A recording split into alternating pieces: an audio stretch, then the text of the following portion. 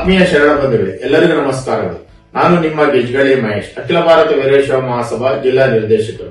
ಅಂತಾರಾಷ್ಟ್ರೀಯ ಲಿಂಗಾಯತ ಯುವ ವೇದಿಕೆ ವತಿಯಿಂದ ಜನವರಿ 17, 18, 19ರಂದು ಮೈಸೂರಿನ ಮಹಾರಾಜ ಕಾಲೇಜು ಮೈದಾನದಲ್ಲಿ Veerashaiva Lingayat global business conclave 2025 ನಡೆಯಲಿದೆ.